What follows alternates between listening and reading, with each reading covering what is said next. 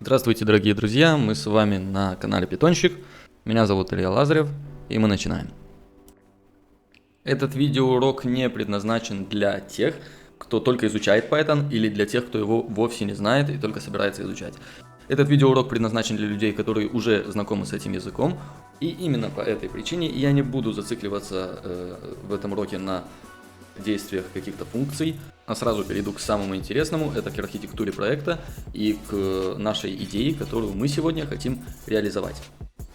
А сегодня мы займемся созданием бота для консоли на основе искусственного интеллекта от Gemini, то есть это уже делает его совершенно бесплатным, который может выполнять различные действия на нашем устройстве, будь то компьютер или, например, телефон Android с установленным термуксом. Кто еще не знаком с термуксом, мы это разберем как-нибудь на следующих уроках. Сегодня мы все закончить не успеем, поэтому это все будет разделено на ряд видеоуроков, которые посвящены разработке хоть и консольного, но очень умного чат-бота. Давайте мы с вами начнем традиционно с создания нового проекта. Назовем его, как мы его назовем, например, AI Big Lesson. Так как мы современные программисты, мы используем современные инструменты для достижения наилучшего результата. Так как сокращение времени разработки является одним из самых важных аспектов моей деятельности, я привык использовать Codium в роли моего код-копайлота. Очень рекомендую, есть полностью бесплатный тариф, которого мне с лихвой хватает. В первую очередь нам понадобится API-ключ от Gemini AI. Сильно не заморачиваемся, заходим в Google и пишем Gemini API Key. Нажмем на первую ссылку, на ней написано «Получить Gemini API ключ». Мы вот как раз на эту ссылку и нажмем сейчас. Нажимаем на большую синюю кнопку посреди экрана, на которой также написано «Получить API ключ Gemini». Теперь нам остается нажать на синюю кнопку, на которой написано «Create API Key», то есть «Создать API ключ». Далее, нажав на поле ввода, у нас выпадающий список появляется, где находится список всех наших проектов. Мы выбираем один из наших проектов и жмем «Создать ключ». Если же проектов у нас никаких еще не зарегистрировано в Google, точнее в Google Cloud, то нам будет предложено создать новый проект. Ключ создается буквально несколько секунд, мы можем его скопировать, нажав на кнопку копирования, и я его вставлю в файл, чтобы мы могли спокойно работать без блюра и чтобы мне не приходилось после каждого урока менять API ключи. Итак, я сейчас просто создам в корне нашей директории файл под названием Gemini API Key и вставлю в него ключ в обычном текстовом формате. Итак, файл мы создали, но так как мы уже занимаемся диспетчером файлов, создадим сразу папку ресурсов, я ее называю сокращенно SRC, и закидываю в нее файл ключа. Я хочу попробовать таким образом немножечко заранее упорядочить структуру проекта. В папке SRC я хочу создать еще одну папку, которую я буду называть AI. В этой папке будет храниться все, что связано с искусственным интеллектом. А в папке AI я хочу создать файл, который назову base.py. Внимательный зритель уже догадался, что в этом файле будет храниться базовая структура нашего искусственного интеллекта. Сюда же для удобства переместим файл Gemini ключа. Теперь давайте с вами вернемся в браузер. И в боковом меню нажимаем «Создать новый промпт». Create new prompt на английском. Тут мы с вами попадаем на так называемую панель разработки промптов. В верхней части мы можем заметить, что у нас есть поле для системных инструкций, то есть наших промптов. А ниже мы можем уже отправлять все сообщения. То есть это выглядит как самый обыкновенный чат, который можно эксплуатировать и использовать как самый обыкновенный чат.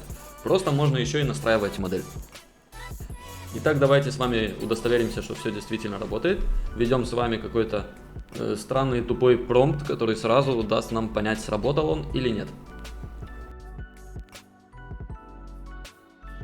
Отлично, промпт мы составили. Давайте напишем первое сообщение нашей модели. Например, зададим ей вопрос, который час.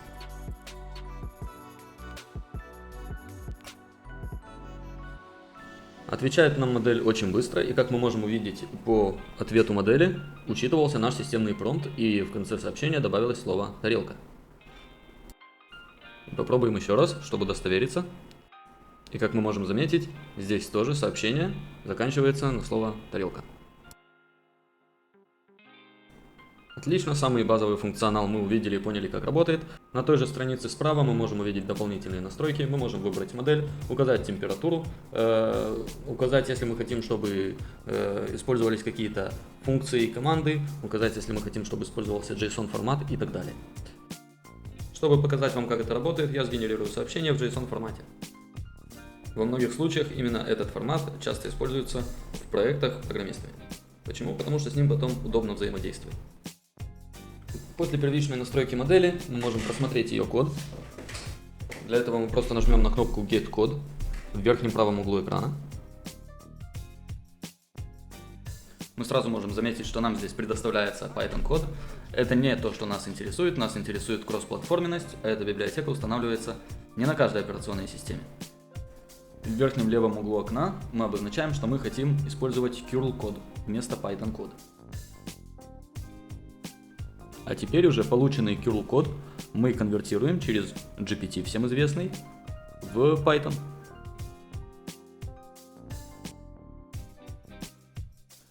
Итак, открываем GPT и просим конвертировать наш код в Python. Случайно вместо переноса строки нажал на ввод, сейчас мы это исправим.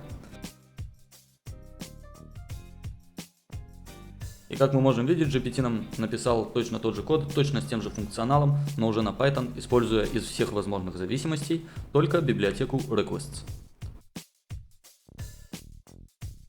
И наконец мы можем скопировать полученный код и вставить его в наш кодовый редактор. Мы сразу можем заметить, что библиотека requests импортируется, но она еще не установлена. Давайте мы ее быстренько установим. Немного присмотревшись, как говорится, когда глаза привыкнут, мы сразу можем заметить, где именно находится тело каждого сообщения, кто отправитель и какой текст. Отправитель — это роль, текст — это текст. Мы сразу можем все это распознать, и давайте мы удалим всю тестовую историю, которую мы натрендели в самом браузере.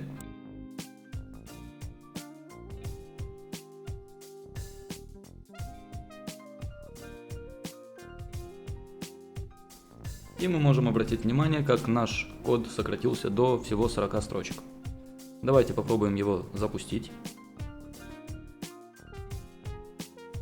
Я допустил ошибку, запустил не тот файл.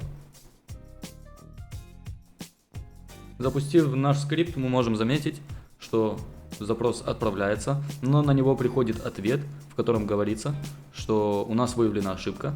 И эта ошибка заключается в том, что мы не обозначили API-ключ. Почему? Потому что действительно мы забыли указать, что API-ключ у нас из заранее созданного нами файла. Давайте это исправим.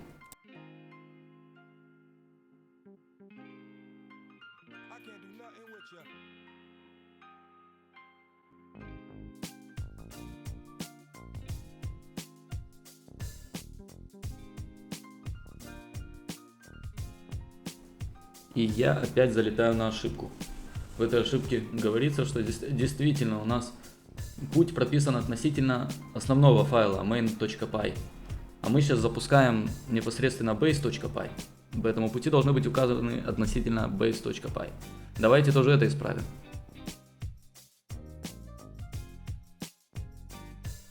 И опять я запустил не тот файл.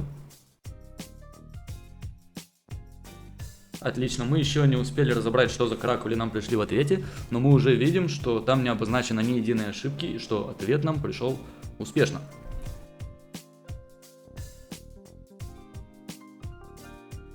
А если всматриваться и вчитываться, так можно вообще заметить, что у нас тут вот прямо перед глазами ответ от нашей модели, текст нашего сообщения. Так как мы уже заметили, что у нас тут все в JSON и словарях, давайте я сразу обозначу, где у нас наше сообщение, потому что нам это сейчас пригодится. Я обозначу, где наше сообщение находится, которое мы отправляем модели, чтобы не запутаться.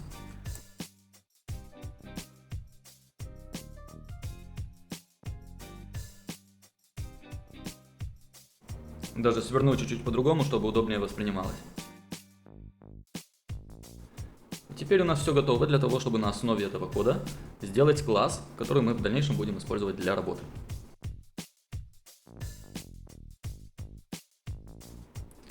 Этот класс мы назовем gen, как сокращенно generate. В этом классе мы создадим функцию инициализации. Туда добавляем наш API ключ. Сразу видим, что у нас тут уже есть куда сокращать. Нам не нужен словарь под ключом headers. Мы его можем ставить сразу в функцию отправки пакета.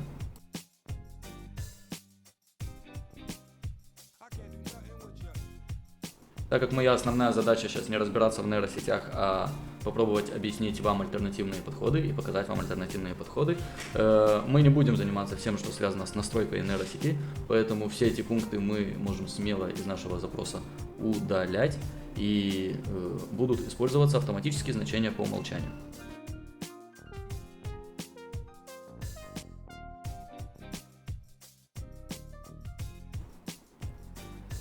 Давайте создадим переменную, которая в себе будет хранить историю сообщений.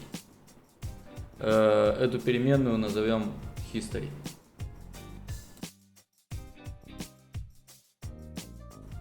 Даже не так.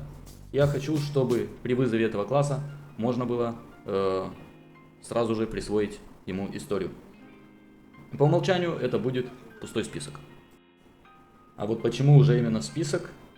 А потому что в нашем запросе, если вы успели обратить внимание, использовался именно список, который содержит в себе то или иное количество сообщений. Каждое сообщение поделено на роли и текста.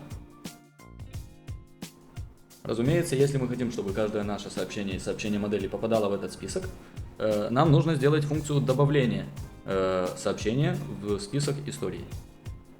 Эта функция будет принимать роль и само сообщение, текст сообщения.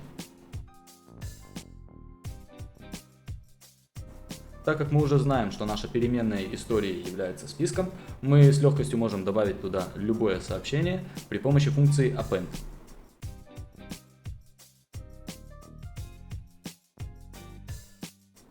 А добавлять в наш список истории мы будем словарь. Этот словарь будет являться нашим сообщением, в котором под ключом роль будет сам отправитель, то есть модель или юзер, а под ключом parts будет список контента, который будет в этом сообщении. На данный момент это только текст.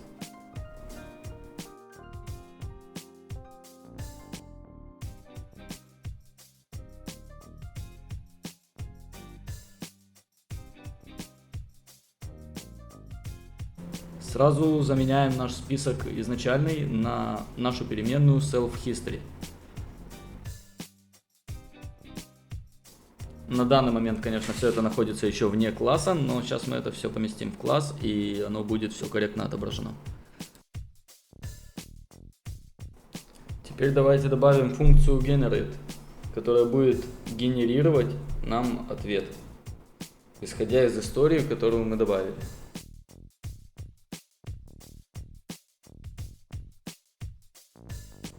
И теперь мы можем поместить весь наш код, который остался, который вот у нас внизу прописан, непосредственно вовнутрь этой функции.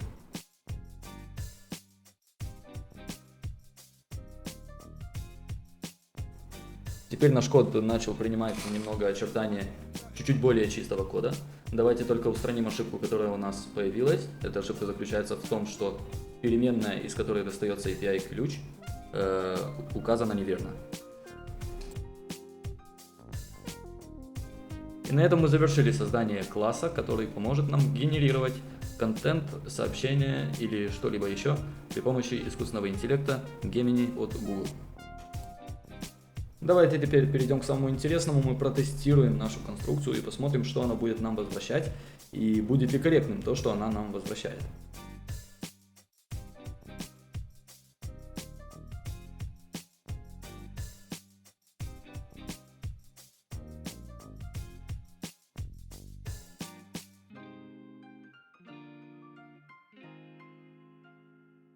Мы пока писали наш класс, мы увлеклись и не обратили внимания, как опять неправильно указали путь. Надо путь указать относительно этого файла, а не главного файла.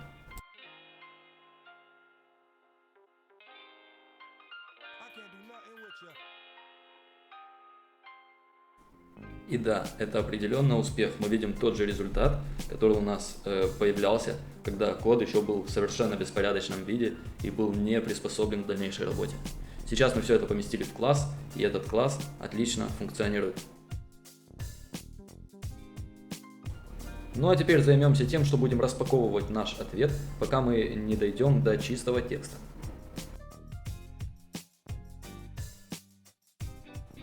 Copilot немного не справился с задачей, поэтому нам придется вручную все это прописывать.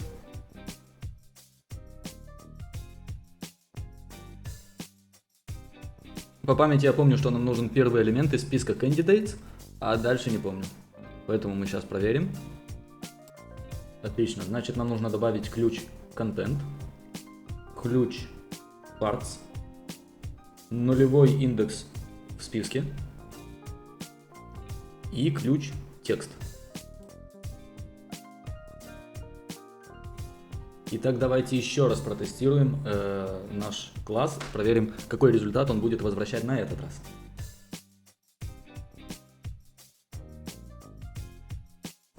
Теперь давайте протестируем наш бот в режиме чата.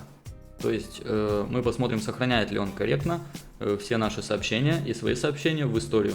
И обрабатывает ли он в дальнейшем всю эту историю корректно при генерации нового ответа. Давайте сейчас наш класс сохраним в переменную и откроем бесконечный цикл. В этом цикле будут происходить уже все действия.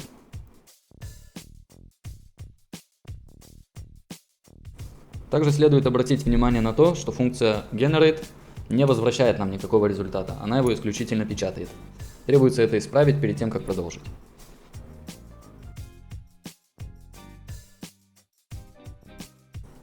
Теперь точно так же, как мы добавляли сообщение пользователя в историю, также мы добавляем сообщение модели в историю. И давайте добавим функцию input для того, чтобы можно было вводить свои сообщения.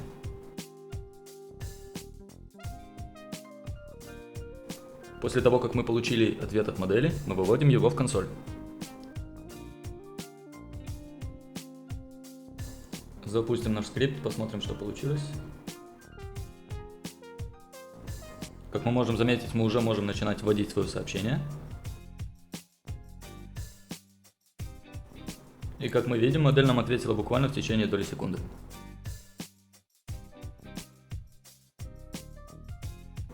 Давайте теперь удостоверимся, что модель нам отвечает, исходя из истории предыдущих сообщений.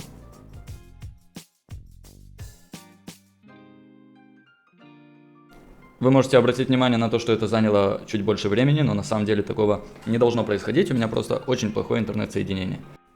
По-моему, мы не совсем наглядно проверили, видит ли модель историю сообщений. Давайте попробуем еще раз.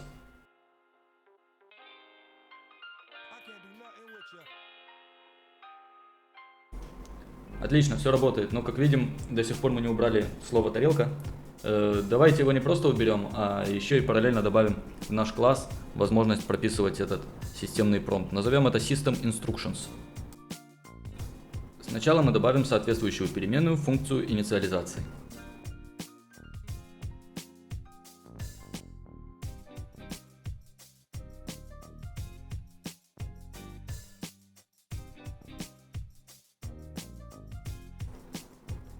Как мы можем увидеть, в словаре Data у нас есть ключ System Instructions.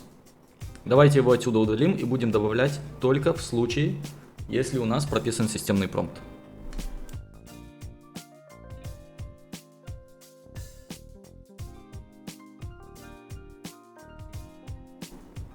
Теперь, после того, как мы вставили нашу конструкцию в условия, мы можем смело начинать тестирование.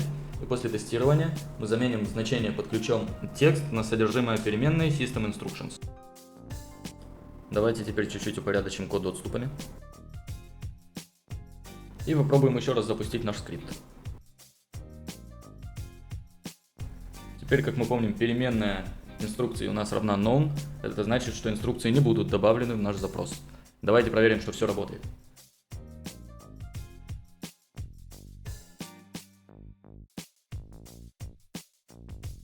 Как мы можем заметить, ни одной ошибки не было выявлено и все сработало корректно.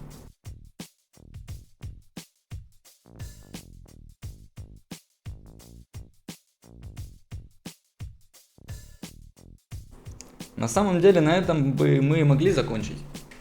Но с другой стороны, какой искусственный интеллект не запоминает историю после перезапуска? Вот и мы хотим, чтобы наш искусственный интеллект запоминал всю историю сообщений даже после перезапуска.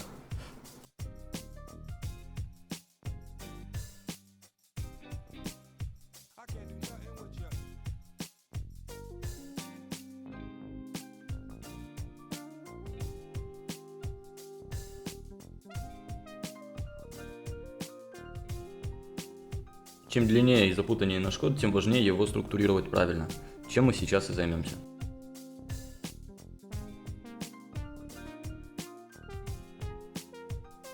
В директории рядом с базовым файлом нашего ИИ мы создадим еще один файл, который назовем prompts. Этот файл будет в себе хранить системные инструкции в дальнейшем. Не знаю, кто как любит сохранять часто используемые переменные, но мне больше нравится их группировать при помощи классов, и использовать их становится гораздо проще и приятнее. Так как нас интересовало именно красиво упорядочить, мы не будем сейчас прописывать никаких системных промптов, мы все оставим как есть. То, что код выполнения нашего класса находится здесь, это крайне некорректно. Для тестов это подходило, но дальше с этим будет сложно работать.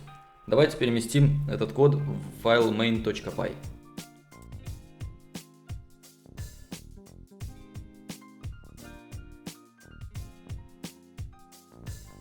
Разумеется, не забываем импортировать созданный нами класс.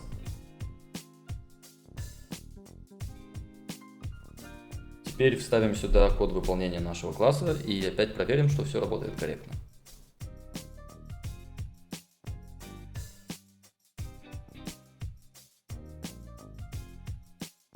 Расположение файла надо всегда писать относительно тому файлу, с которого мы запускаем наш скрипт. Если до этого мы запускали другой файл и сейчас мы его поменяли, то и расположения, которые мы указывали в коде, будут неправильными. Давайте эти расположения файлов, точнее пути к файлам, возьмем и отредактируем так, чтобы они срабатывали корректно.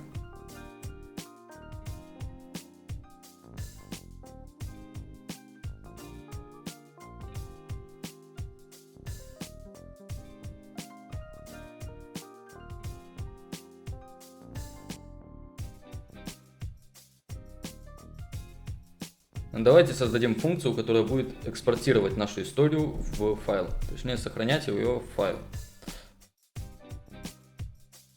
Теперь давайте еще создадим функцию для импорта истории из файла. Эта функция будет распаковывать содержимое нашего файла в переменную self-history.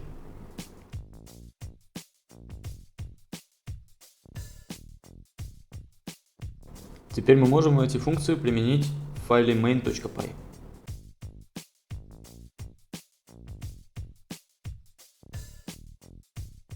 После каждого ответа модели мы хотим, чтобы наш файл с историей перезаписывался. Будем вызывать созданную нами функцию export history для сохранения нашей истории в файл.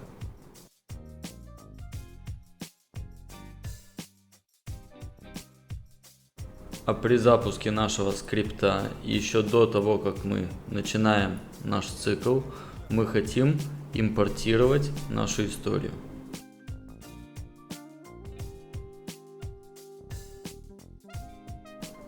Мы уже можем попробовать запустить наш скрипт, но, к сожалению, мы можем увидеть, что у нас появится ошибка. Эта ошибка обозначает, что в начале, там где мы импортируем файл истории, мы пытаемся открыть на чтение несуществующий файл. Это является проблемой, и поэтому у нас выпадает эта ошибка. Давайте это исправим. Пропишем исключение, что если появляется такая ошибка, мы хотим сначала экспортировать историю. То есть создать файл истории, другими словами, перезаписать, то есть записать, если его не существует.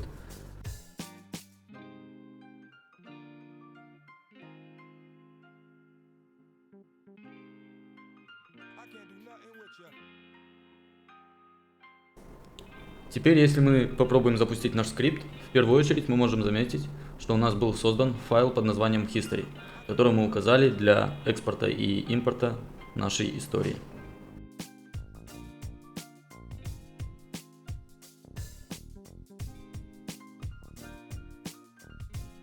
Отлично, теперь давайте проверим, что наша история действительно в этот файл сохраняется корректно и дальше используется корректно моделью.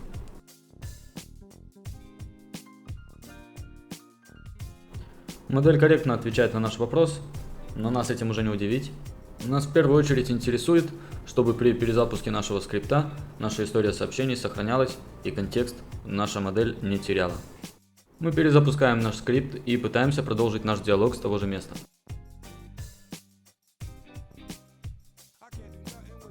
Итак, мы можем увидеть, что модель не теряет контекста после перезапуска. Она точно помнит нашу историю и отлично знает, о чем мы говорим. По сути, наш скрипт уже готов. Давайте только для феншуя добавим функцию удаления и очищения нашей истории. Потому что, ну а как иначе? А вдруг нам нужно новую тему какую-то обсудить? Нам не нужно старый контекст сохранять. Для очистки истории нам понадобится всего лишь навсего удалить файл с историей.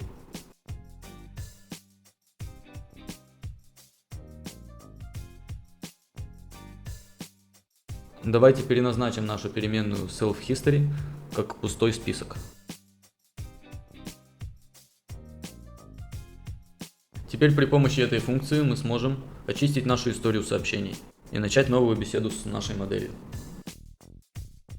А для поддержания интриги уже в следующем видео мы с вами поговорим о том, как использовать эту функцию в общении с моделью.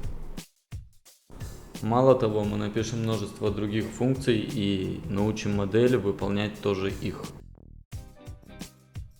Я на YouTube совсем недавно, если вам понравился контент, лучший способ поддержать мои начинания – это поставить лайк этому видео или подписаться на наш канал. Это был канал Питончик, с вами был Илья Лазарев, пока-пока.